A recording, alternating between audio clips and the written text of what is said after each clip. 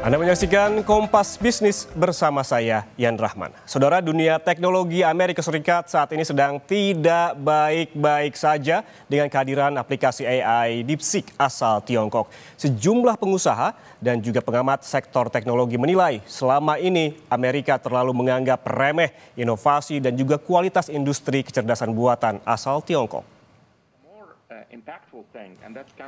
Kemunculan DeepSeek R1, model baru dari perusahaan rintisan asal Tiongkok, ini menggemparkan Amerika Serikat pekan lalu dan mencuri perhatian secara global.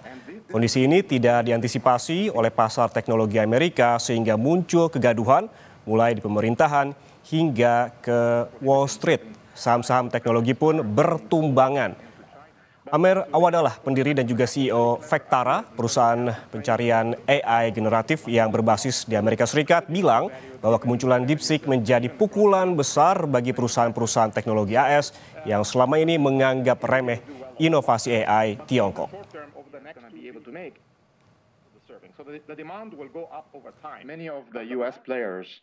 They were in their minds and maybe a little bit arrogant, thinking that they're 2 years ahead of China. There is no way that China or a Chinese startup would produce a model that is as superior and matches the models that we have right now. So they truly believe that we're 2 years ahead of anything that can happen there. And this proved that completely to be false, because this new model matches and even exceeds the best models that we have here in the US right now. Saudara, sebelum lanjut kita kenalan dulu yuk, apa sih DeepSeek itu? DeepSeek merupakan aplikasi chatbot berbasis kecerdasan buatan asal Tiongkok yang muncul menyaingi lawan-lawannya seperti ChatGPT dari OpenAI dan juga Meta AI. Lalu kenapa bikin gempar? Dan gimana enggak, sebagai pendatang baru, DeepSeek ini menduduki peringkat teratas yang paling banyak diunduh melalui App Store di Amerika Serikat, Inggris dan juga Tiongkok sejak diluncurkan. DeepSeek R1 menggunakan chip dengan biaya yang lebih murah sekaligus menantang dominasi perusahaan AI dari Amerika Serikat. Apa sih beda DeepSeek dan juga ChatGPT dari OpenAI? Kita lihat ke data berikutnya. Nah, ini dia bedanya, saudara. Kalau dibandingkan dari biaya pengembangannya saja sudah bagaikan langit dan bumi. DeepSeek R1 hanya membutuhkan 6 juta dolar Amerika Serikat atau setara 98 miliar rupiah. Bagaimana dengan ChatGPT yang mengeluarkan GPT-4? Ini mengeluarkan 10 kali lipat, yaitu 63 juta dolar Amerika Serikat atau setara dengan 1,03 triliun rupiah. Ini salah satu yang membuat biaya DeepSeek jauh lebih murah, saudara, juga terkait dengan efisiensi sumber daya. DeepSeek R1 menggunakan sumber daya komputasi 10 kali lebih sedikit dibandingkan dengan ChatGPT. Gak heran ya kalau lebih murah jadinya. Kemudian kita juga melihat ada dua versi di dua aplikasi ini. Ada versi berbayar dan juga versi yang gratis. Nah, di versi berbayar langganannya juga harganya berbeda begitu. Di ChatGPT ini mulai dari 20 dolar atau sekitar 323 ribu rupiah per bulannya. Sementara DeepSeek hanya 50 sen per bulan ini atau setara dengan 8.000 rupiah saja. Ayo, gimana gak migrasi coba ya para pengguna ChatGPT ke DeepSeek. Dan juga ada juga yang memang menjadi keunggulan dari DeepSeek R1 yaitu terkait dengan open source. Ya, DeepSeek menggunakan open source sementara GPT-4 tidak. Apa itu open source? Fitur ini memungkinkan siapapun termasuk pengembang, peneliti atau perusahaan dapat mengakses dan juga menggunakan model ini secara gratis. Sekali lagi, secara gratis. Pendekatan ini membuat orang di seluruh dunia bisa meningkatkan dan juga menyesuaikan modelnya. Sementara ChatGPT menggunakan sistem tertutup yang hanya bisa dikontrol oleh OpenAI. Keduanya juga memiliki kekuatan masing-masing, di mana DeepSeek R1 fokus pada tugas-tugas seperti memecahkan soal matematika, menulis kode, dan juga membuat keputusan logis. Sementara ChatGPT yang memiliki produk GPT-4 ini memiliki keunggulan yang menawarkan percakapan umum dan juga tugas berbasis bahasa.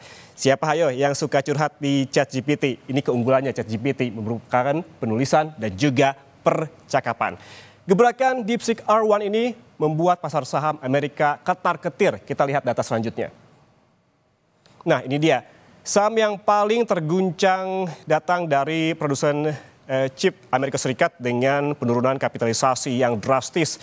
Pada hari Senin pekan lalu, saham Nvidia ini merosot nyaris 17% atau lebih lengkap ini detailnya 16,86% penurunannya.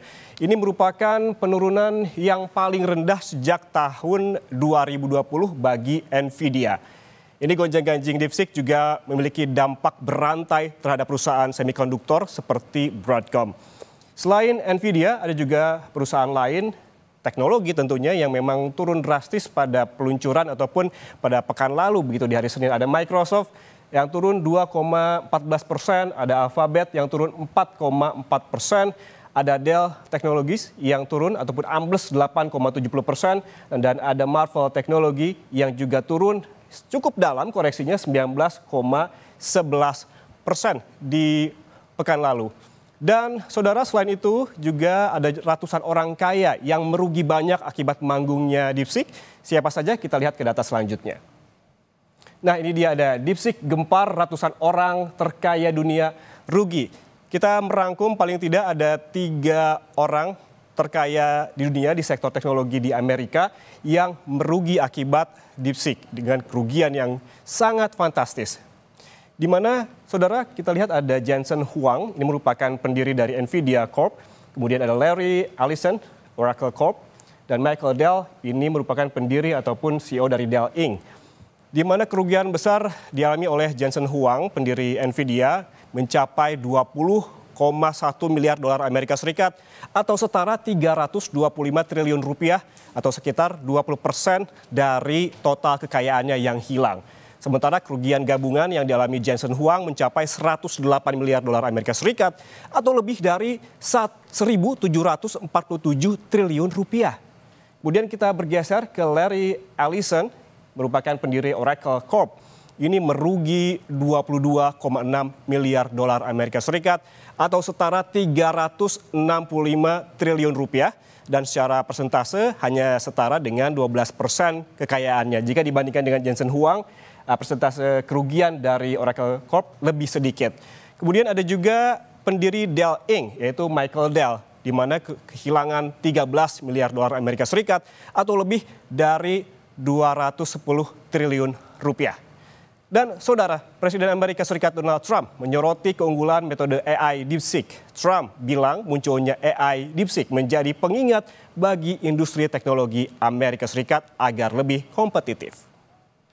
Today and over the last couple of days, I've been reading about China and some of the companies in China, one in particular, coming up with a faster method of AI and much less expensive method. And that's good because you don't have to spend this much money. I view that as a positive, as an asset. So I really think if it's fact and if it's true, and nobody really knows if it is, but I view that as a positive because you'll be doing that too. So you won't be spending as much and you'll get the same result, hopefully. The release of DeepSeek AI from a Chinese company should be a wake-up call for our industries that we need to be laser focused on competing to win because we have the greatest scientists in the world. Even Chinese leadership told me that. They said you have the most brilliant scientists in the world in Seattle and various places. But Silicon Valley, they said, there's nobody like those people. This is very unusual when you hear a DeepSeek, when you hear somebody come up with something. We always have the ideas. We're always first. So I would say that's a positive. That could be very much a positive development. Di dunia, di negara-negara maju, OpenAI dan juga DeepSeek tengah gonjang-ganjing. Meskipun industri kecerdasan buatan di tanah air belum semaju di negara-negara maju, Kementerian Komunikasi dan Digital mengungkapkan Indonesia menjadi target pasar besar pemanfaatan teknologi AI. Mengapa demikian? Kami rangkumkan datanya, saudara. Ini pengguna internet di Indonesia saat ini mencapai 80% dari populasi atau sekitar 221 juta jiwa. Ini pasar yang sangat besar. Dan untuk mempersiapkan pasar AI di Indonesia, pemerintah pun menjalin mitra dengan sejumlah perusahaan teknologi global. Salah satunya yaitu Alibaba Cloud untuk transfer informasi mengenai kecerdasan buatan. Kemudian langkah yang dilakukan juga ini bahwa ada prediksi begitu. Kementerian Komdigi meyakini adopsi teknologi AI akan memberikan kontribusi bagi produk domestik bruto atau PDB pada 2030 nilainya diproyeksikan mencapai 5.800 triliun rupiah. Anda masih bersama kami di Kompas Bisnis. Saudara, Tiongkok meluncurkan kecerdasan buatan atau AI DeepSeek saat Amerika melakukan pembatasan impor teknologi canggih. Peluncuran DeepSeek diikuti jatuhnya saham teknologi Amerika Serikat. Lebih lengkap soal perang teknologi antara Amerika Serikat dan Tiongkok, sudah bergabung bersama kami Direktur Ekonomi Digital Selios Nailul Huda. Selamat pagi, Mas Nailul. Selamat pagi, Mas Yan. Mas Nailul, ini peluncuran DeepSeek pekan lalu menimbulkan kerugian besar pada perusahaan-perusahaan teknologi AI dan juga yang melantai begitu di bursa Amerika Serikat. Ada aksi jual besar-besaran di pasar saham yang saat DeepSeek ini muncul. Kemudian bagaimana Anda melihat kepanikan di pasar saham saat peluncuran DeepSeek? Ya, yang pertama, Mas Yan, kalau kita lihat sebenarnya ini kan Amerika kan melakukan pembatasan ekspor ya, ekspor chip itu ke China dan sebagainya. Yang ternyata ini tidak akan berpengaruh banyak. Karena apa? Karena ternyata di China sendiri untuk mengembangkan AI tidak membutuhkan chip yang begitu banyak, kemudian chip yang begitu canggih dan sebagainya. Mereka mampu mengurangi biaya hingga ratusan persen gitu. Nah, tentu ini akan menjadi sebuah alarm bahaya bagi produsen-produsen seperti Nvidia dan sebagainya yang mereka memproduksi chip yang selama ini digunakan untuk mengembangkan berbagai teknologi di digital, termasuk dalam AI gitu. Nah, makanya ini yang direspon oleh pasar adalah tentu untuk permintaan barang-barang Nvidia dan sebagainya itu akan menurun gitu. Nah, ketika menurun, ini pasti akan melihat, oh ternyata tidak sebagus itu pasar Nvidia, tidak se se sebutuh itu untuk chip di Nvidia untuk digunakan pengembangan AI di Cina terutama.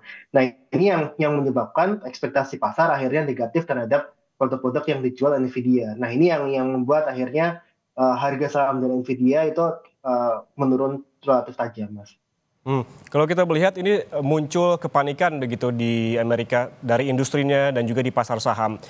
Apakah ini juga dampak karena Amerika Serikat ini terlalu meremehkan industri teknologi dari Tiongkok atau seperti apa? Karena ini memang banyak sekali diungkapkan oleh analis dan juga ekonom di Amerika terkait dengan kurang antisipasinya industri dan juga pasar di Amerika terkait dengan kemunculan teknologi AI dari China. Ya, kalau saya melihatnya dengan AS itu mengembargo ya untuk ekspor produk-produk chip dari US ke China, ini sebenarnya menyiratkan bahwa ya AS tidak ingin China ini bisa berkembang sebagai ya tadi perusahaan-perusahaan untuk teknologi tinggi gitu kan, seperti AI dan sebagainya. Makanya memang di beberapa kesempatan kalau kita lihat di akhir-akhir jabatan Biden pun itu akan dilakukan untuk pembatasan ekspor chip dari US ke China. Nah, ini yang pada akhirnya menyiratkan bahwa oh ini ada kekhawatiran nih untuk China ini bisa menjadi besar dalam hal bidang teknologi termasuk dalam bidang AI. Nah, ini yang saya lihat sebenarnya terjadi di pemerintahan US meskipun kalau kita lihat dari berbagai pebisnis pun mereka menganggap bahwa ya ini China ini ketika dia tidak mampu membangun industri chip yang besar dan kuat, mereka tidak bisa mengembangkan AI. Nah, pada akhirnya mereka salah langkah yang menyebabkan yang ditujukan oleh DeepSeek AI ini yang bisa mengefisiensikan biaya hingga ratusan persen dibandingkan dengan pengembangan OpenAI, ChatGPT dari OpenAI. Nah, sebenarnya Mas, kalau kita lihat ini masalah kegaduhan dan sebagainya ini adalah masalah dari biaya yang ditimbulkan. Ini dari pengembangan DeepSeek AI. Kalau biayanya juga sama-sama besar seperti OpenAI, saya rasa ini tidak akan masalah bagi kedua negara. Tapi yang jelas ini masalah pangsa pasar yang memang ini bisa direbut oleh DeepSeek AI dengan harga yang jauh lebih murah. Nah, kalau kita lihat tadi di VT, Trump juga menyebutkan bahwa ini sebuah positif karena bisa bersaing dengan harga dan sebagainya. Ini saya rasa juga harusnya perusahaan juga melihat seperti itu, dan kita berharap ada persaingan harga yang kompetitif di antara penyedia AI ini. Baik, ini artinya memang inti dari kegaduhan ini terkait dengan dana ataupun pembiayaan harga yang lebih murah dari DeepSeek ini. Kalau kita lihat bukan hanya dana pengembangan atau biaya pengembangan yang jauh lebih murah 10 kali lipat dibandingkan dengan ya contoh ChatGPT begitu. Ada juga biaya langganan di versi yang berbayar yang jauh lebih murah. Apakah Anda melihat akan ada potensi migrasi dari pengguna ChatGPT secara besar-besaran beralih ke teknologi AI dari Tiongkok? Ada juga, kalau saya melihat Mas, ada memang masyarakat yang dia price oriented. Artinya adalah ya harga akan mengaruhi keputusannya.